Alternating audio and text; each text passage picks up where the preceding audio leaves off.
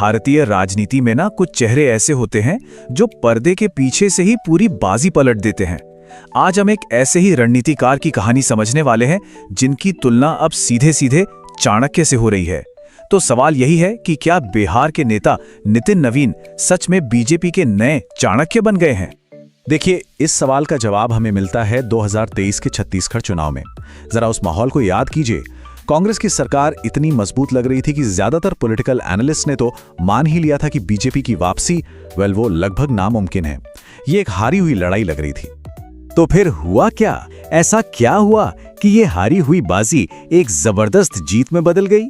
इस चौंकाने वाले रिजल्ट के पीछे एक नाम बार बार सामने आया, नितिन नवीन, जिन्हें इस इम्पॉसिबल मिशन का सह प्रभारी बनाया गया था। चलिए उनकी पूरी स्ट्रैटेजी को थोड़ा करीब से देखते हैं। तो चलिए कहानी की शुरुआत से शुरू करते हैं। नितिन नवीन की इस नेशनल सक्सेस को समझने के लिए ना हमें पहले बिहार चलना होगा, उनकी राजनीतिक जड़ों को देखना होगा, जहां से ये सारा सफर शुरू हुआ।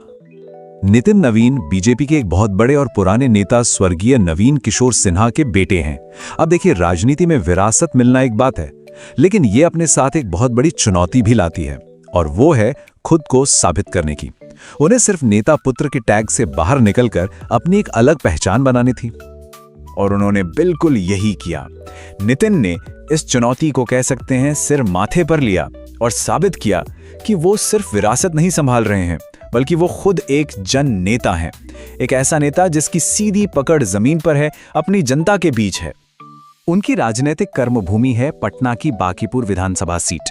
देखिए, ये सीट बीजेपी का गढ़ तो हमेशा से थी, लेकिन नितिन नवीन ने अपने काम और लोगों से जुड़ाव के दम पर इसे एक अजेय किला बना दिया। एक ऐसा किला जिसे भेद पाना किसी के लिए भी आसान नहीं रहा। और ये जो टाइमलाइन है ना, ये उनकी पकड़ को बिल्कुल साफ साफ दिखाती है। 2006 में अपने पिता के निधन के बाद उपचुनाव में पहली जीत से लेकर आज तक वो लगातार जीतते आ रहे हैं। राजनीतिक लहरें आती जाती रहीं, लेकिन बांकीपुर में उनका किला और मजबूत होता गया। अरे 2020 में तो उन्होंने शत्रुघ्न सिन्हा के बेटे लव सिन्हा जैसे हाई प्रोफाइल कैंडिडेट को भी बड़े आराम से हरा दिया था।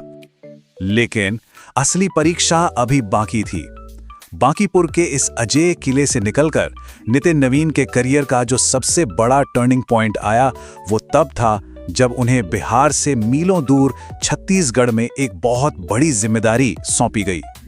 और ये चुनौती कोई छोटी मोटी नहीं थी। छत्तीसगढ़ में एक पॉपुलर मुख्यमंत्री के सामने चुनाव जीतना मतलब नेक्स्ट टू इम्पॉसिबल माना जा रहा था। बीजेपी के लिए उम्मीदें बहुत ही कम थी, और यहीं पर नितिन नवीन की असली परीक्षा होनी थी। तो सवाल यह है कि उन्होंने ये नामुमकिन काम किया कैसे? उनकी रणनीति के ना 4 बड़े पिलर थे। सबसे पहला, उन्होंने जमीन पर काम कर रहे पार्टी कार्यकर्ताओं में एक नया जोश भरा, जो किसी भी चुनाव की बैकबोन होते हैं। दूसरा, उन्होंने पार्टी के अंदर की गुटबाजी को कंट्रोल किया, ताकि सब मिलकर एक लक्ष्य के लिए काम करें। तीसरा, उन्होंने केंद्र सरकार की योजनाओं को सीधे आदिवासी इलाकों तक पहुंचाया, जहां एक बहुत बड़ा वोट बैंक था। और चौथा, उनका माइक्रो मैनेजमेंट, मतलब हर छोटी से छोटी चीज पर पैनी नजर रखना, जिसने पूरे कैंपेन को बहुत अग्रेसिव बना दिया। और नतीजा ये नंबर खुद बता रहा है, 90 में से 54 सीटें। ये सिर्फ एक जीत नहीं थी, ये एक तरह का पॉलिटिकल भूकंप था जिसकी किसी को भी जरा भी उम्मीद नहीं थी। और इसी एक जीत ने नितिन नवीन को बिहार के एक नेता से सीधे नेशनल लेवल का रणनीतिकार बना दिया। तो छत्तीसगढ़ की जीत ने उन्हें राष्ट्रीय पहचान तो दे दी, लेकिन नितिन नवीन की कहानी सिर्फ चुनावी रणनीति तक ही नहीं है। उनकी पहचान के 2 और बहुत अहम पहलू हैं, एक कुशल प्रशासक के तौर पर और एक मजबूत संगठनकर्ता के तौर पर। मतलब एक तरफ बिहार में नगर विकास मंत्री के रूप में वो एक सख्त एडमिनिस्ट्रेटर हैं जो पटना स्मार्ट सिटी और मेट्रो जैसे बड़े प्रोजेक्ट्स पर काम कर रहे हैं, तो वहीं दूसरी तरफ वो एक जबरदस्त ऑर्गेनाइजर भी हैं जिन्होंने युवा मोर्चा में रहते हुए युवाओं को पार्टी से जोड़ा और नॉर्थ ईस्ट जैसे नए इलाकों में पार्टी को फैलाया। और एक मंत्री के तौर पर भी उनकी स्ट्रैटेजी बिल्कुल क्लियर है। पटना स्मार्ट सिटी और मेट्रो जैसे बड़े प्रोजेक्ट से लेकर शहरों में पानी भरने जैसी बेसिक समस्याओं तक उनका फोकस बिहार के अर्बन इंफ्रास्ट्रक्चर को पूरी तरह से बदलना है। और लक्ष्य सिर्फ शहरों को बेहतर बनाना नहीं है, बल्कि उन्हें भविष्य के लिए इन्वेस्टमेंट का सेंटर बनाना है।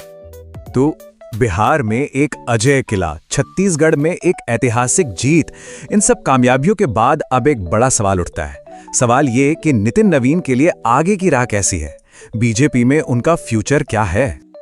देखिए, छत्तीसगढ़ की उस बड़ी जीत के बाद से ना राजनीतिक गलियारों में ये बातें तेज हो गई हैं कि क्या नितिन नवीन भविष्य में बीजेपी के नेशनल प्रेसिडेंट के दावेदार हो सकते हैं। उनकी उम्र, उनका अनुभव और उनकी एनर्जी, ये सब उन्हें इस लंबी दौड़ का एक मजबूत घोड़ा बनाती हैं। तो कुल मिलाकर नितिन नवीन की कहानी एक साधारण कार्यकर्ता से उठकर एक बड़े पॉलिसी मेकर और रणनीतिकार बनने की है। एक तरफ वो बिहार में विकास की नींव रख रहे हैं, तो दूसरी तरफ देश भर में पार्टी के लिए चुनावी जीत की रणनीति बना रहे हैं। और यही संतुलन उनकी इस यात्रा को भारतीय राजनीति में बेहद दिलचस्प बनाता है।